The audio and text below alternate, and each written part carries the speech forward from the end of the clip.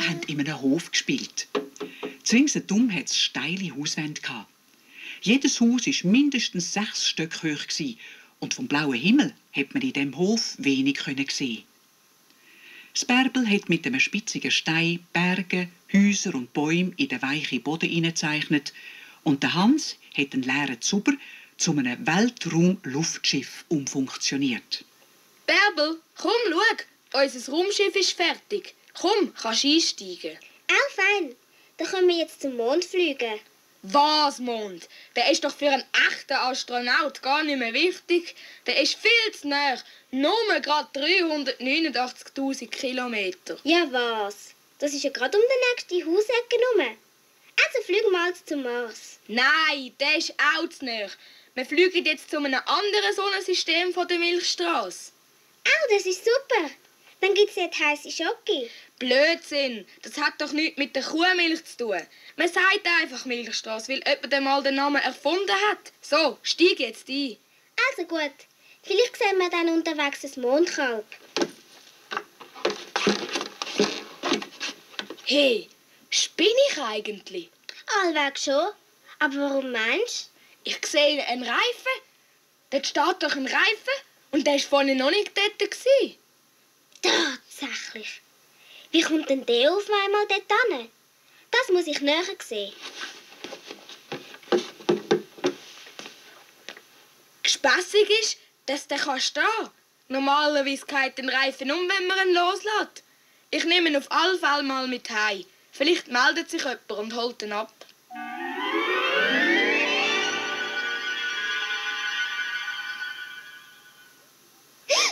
Hans! Was ist? Dein Arm? Dein Arm ist ja fort. Tatsächlich. Der Arm, wo der Hans durch den Reifen durchgestreckt hat, war verschwunden.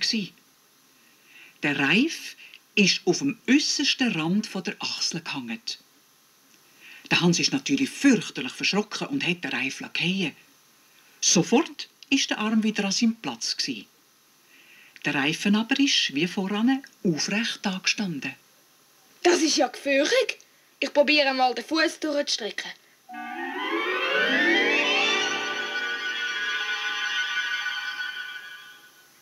Siehst du, er ist fort. Und jetzt ist er wieder da. Gottfried Stüdeli, wie geht das zu? Tut's weh? Keine Spur. Dann probiere ich's auch mal. Schau da.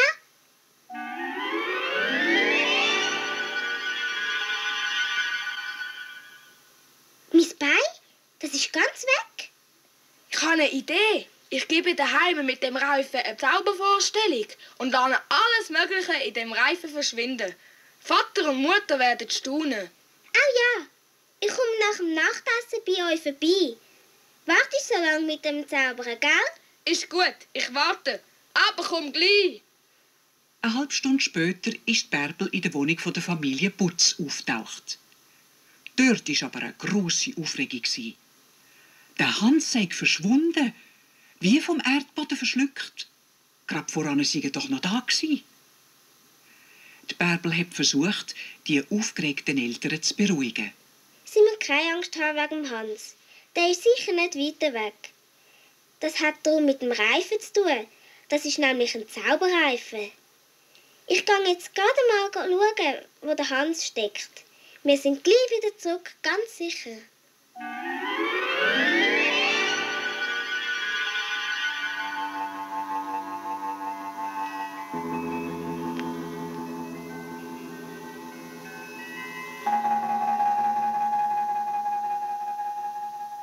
Kaum war Bärbel durch den Reifen durchgeschlafen, hat sie vor Staunen fast vergessen zu schnaufen. So weit wie man schauen konnte, sind überall Blumen gewachsen. Die ganze Landschaft war ein farbiges Blumenmeer. Und keine 10 Meter weg ist der Hans auf einem Bänkchen gesessen, vor einem herzigen kleinen Häuschen. Komm, Bärbel, sitz ab. Er muss jeden Moment kommen. Wer muss kommen? Hat der da geschrieben hat, bin gleich zurück. Siehst ja, da hängt ein Schild an der Tür. Du, schau mal dort hinten am Ende von dieser geraden Straße. Dort bewegt sich etwas. Hey, es kommt ja immer näher. Es sieht aus, wie ein Bartsflüger käme.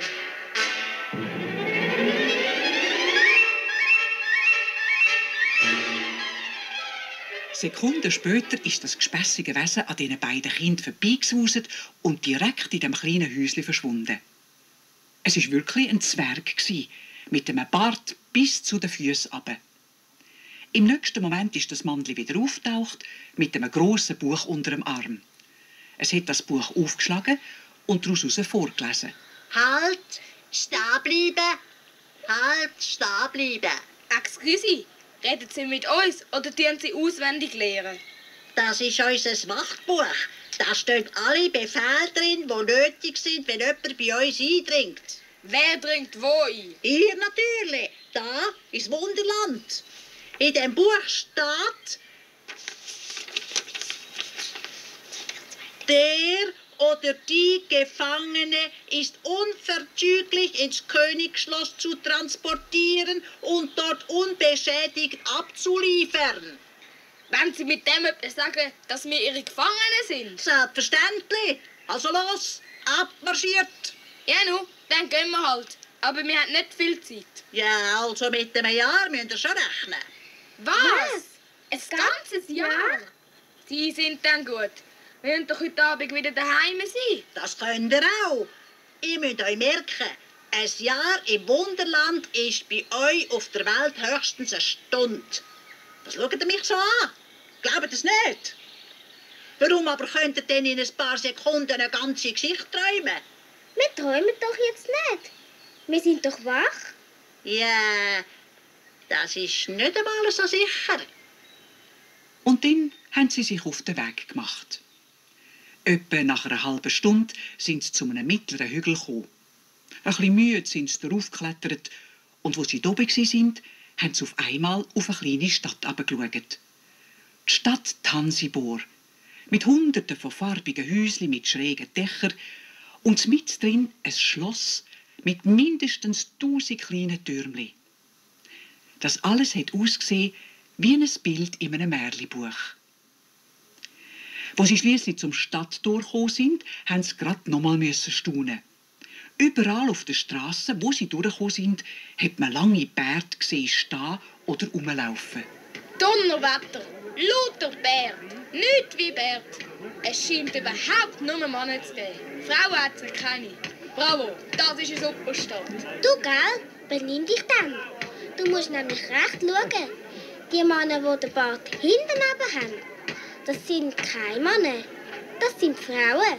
Die tragen ihre Haare bis am Boden runter, wie die Männer ihre Bärte. Und mit dem sind sie endlich zum Schloss gekommen. Ein Wächter hat ein Tor aufgemacht und die beiden in einen grossen Saal hineingeführt.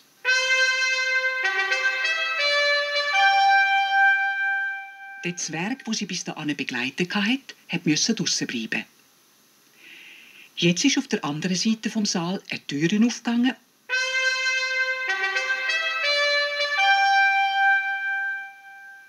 Und neue Zwerge sind reingekommen. Einer mit einem schneeweißen Bart und einer goldenen Krone. Er ist gerade auf Bärbel zugegangen. Herzlich willkommen im Wunderland, Königin. Wie ist der Name? Ich heiße Bärbel. Ja, also herzlich willkommen, Königin Bärbel. Wie bitte? Was bin ich? Ja, du bist jetzt unsere Königin. Ich muss dich bitten, abzuknündeln, damit ich dir meine Krone aufsetzen kann. Wir haben nämlich lang auf euch gewartet.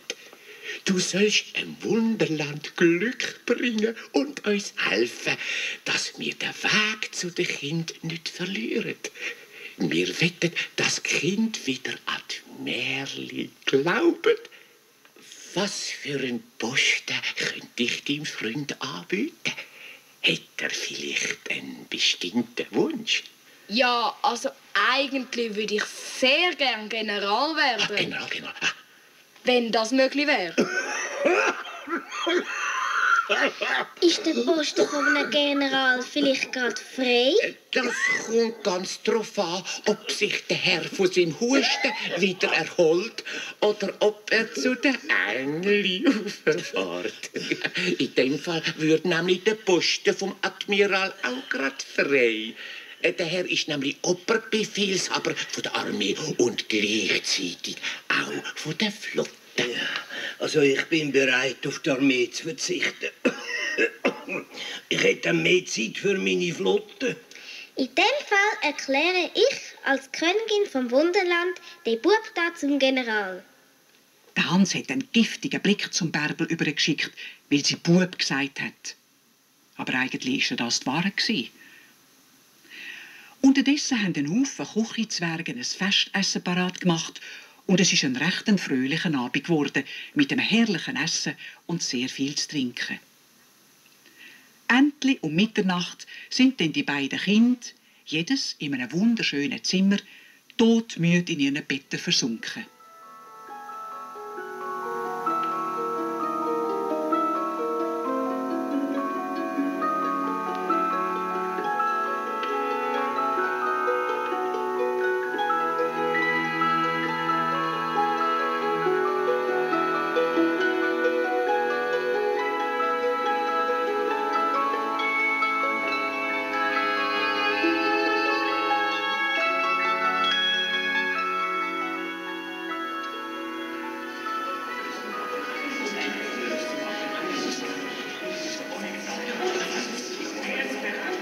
Am anderen Morgen war grosse Aufregung im Schloss. Ein Kundschafter hat gemeldet, dass es grässliches Ungeheuer im Anmarsch sei. Wahrscheinlich sei es unterwegs, um Stadt Tansibohr zu zerstören. Sofort hat Bärbel befohlen, man solle das Stadttor schliessen, mit Stühlen, Bänken, Tisch und Kisten eine Barrikade machen. Der Admiral hat 2 Helikopter bestellt. Das sind Störche, die kerzengerade in den Himmel aufsteigen konnten. Der Hans und der Admiral sind aufgestiegen und auf diesen Störchen zum nächsten Hügel übergeflogen. Schon von weitem haben sie das Ungeheuer gesehen. Es war wirklich grässlich zum Anschauen. Gut 4 Meter hoch und 10 Meter lang. Der grüne Körper hatte die Form von einem Fass. Und statt dem Kopf ist ihm eine mächtige Greifzange vorne rausgewachsen, wie bei einem Krebs. Auf 10 kleinen Beinen ist es langsam hergekrochen.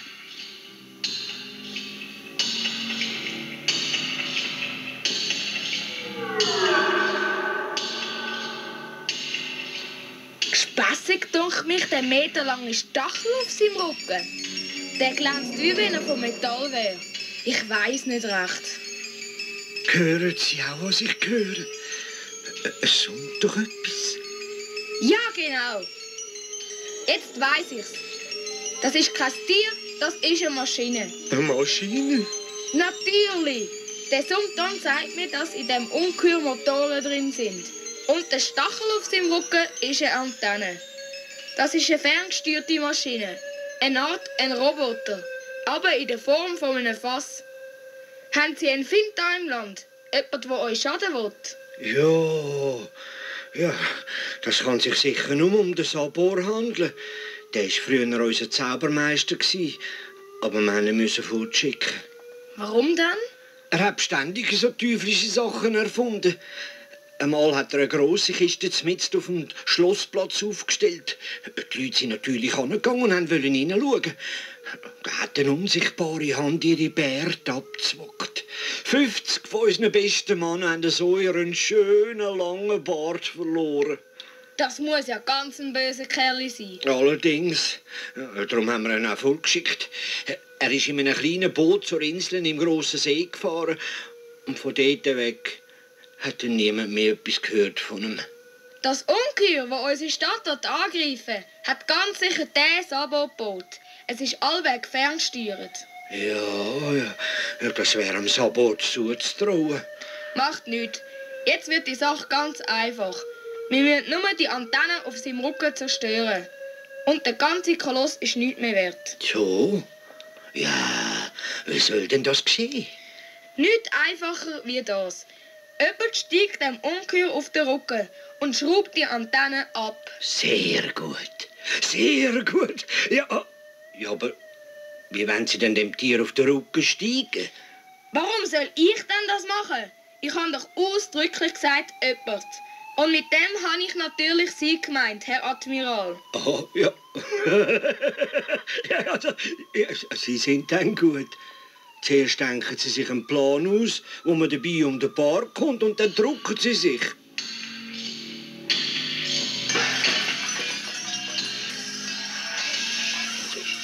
Ich bin ja nicht abergläubisch, aber das ist sicher kein gutes Zeichen.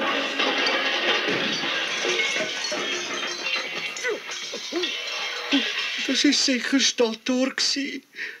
Leider hat der Admiral recht mit seiner Vermutung. Der ganze Haufen Ware, den die Bärbel aufbauen ist in Bewegung geraten. Bänke und Tisch sind mit riesigem Lärm zusammengekracht und schon ist die gewaltige Greifzange von dem Ungeheuer zwischen den Möbeln und den Kisten auftaucht. Einen Moment lang ist der Koloss stehen geblieben. Der Hans und der Admiral haben sich von den beiden Störchen schnellstens zum Stadttür fliegen und sie sind knapp neben dem Ungeheuer gelandet. Los, Herr Admiral! Ja. Offen auf die Kiste! Das ist die letzte Gelegenheit, auf das Tier raufzukommen. Ja. Da, geben Sie mir Ihre Hand, ich helfe Ihnen. Achtung, es bewegt sich wieder. Heben Sie sich an mir, Ja. ich hebe mich an der Antenne. Gottfried Stutz, die Antenne kann man nicht abschrauben und auch nicht ausreißen. Ich brauche eine Zange. Eine Zange? Ja, wir haben im ganzen Königreich keine Zange, Herr General. Donner und Doria, was soll ich denn machen? Achtung, General! Er verlängert seine Greifzange. Jetzt ist es wirklich gefährlich geworden für die zwei auf dem Tier oben. Mit seiner verlängerten Schere hätte das Ungeheuer den ganzen Rücken können abtasten, wie ein Elefant mit seinem Rüssel. Aber der Hans hat blitzschnell geschaltet. Er hat den Admiral an der Hand gepackt und auf den Knien sind sie zum Kopfteil von dem Tier vorgekrochen. Sie werden sofort Ihren Bart über das Fernsehauge hängen. Wir sehen ja dann, was passiert. Ja, und was ist, wenn man den Bart abreißt? Sie müssen nur schnell reagieren. Achtung! Schon ist die Zange zu fahren und hat die bei einem Haar den ganzen Bart verwünscht, wenn ihn der Admiral nicht rechtzeitig zurückgezogen hat. Langsam hat jetzt der Hans den Admiral hinter sich geführt bis zur Antenne. Und kaum ist der Bart über der Antenne gehangen, hat die Zange zugeschnappt und Bart samt Antenne, beide sind ab gsi. Jetzt hat der Mechanismus von dem Koloss nicht mehr recht funktioniert. Oh! Mein Bart! Mein schöner Bart! Jetzt geht er nur noch bis zu den Knie und das Viech bewegt sich immer noch. Mein Opfer war ganz vergeben. Nein, sicher nicht. Schauen Sie doch, was passiert. Er ist nicht mehr lenkbar. Das Riesentier hat sich jetzt direkt auf den Schlossgraben zu bewegt. Im letzten Moment haben der Hans und der Admiral gerade noch abspringen. Daraufhin ist das Ungeheuer unter einem lauten Jubelgeschrei von Hunderten von Zwergen in den tiefen Schlossgraben abgestürzt. Und Unmengen von Tröten, Rädern, Hebel und Walzen sind in der Luft umeinander geflogen.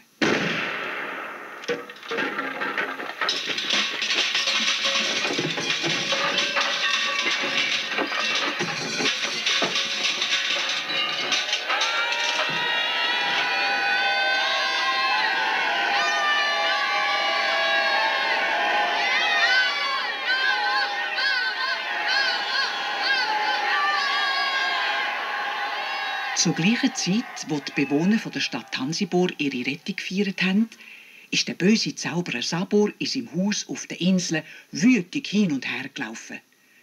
Er hat einfach nicht begreifen, warum sein Plan, die Stadt Tansibor zu vernichten, nicht gelungen ist. Wahrscheinlich haben die elenden Zwerge mein Kunstwerk kaputt gemacht. Aber das müssen die mir büßen. Ich habe noch ganz andere Möglichkeiten, wo die blöden Kerle keine Ahnung haben davon.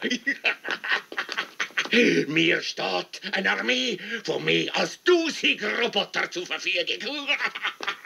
Und mit meinen Roboter werde ich in die Merli-Stadt einmarschieren und alles zertrümmern.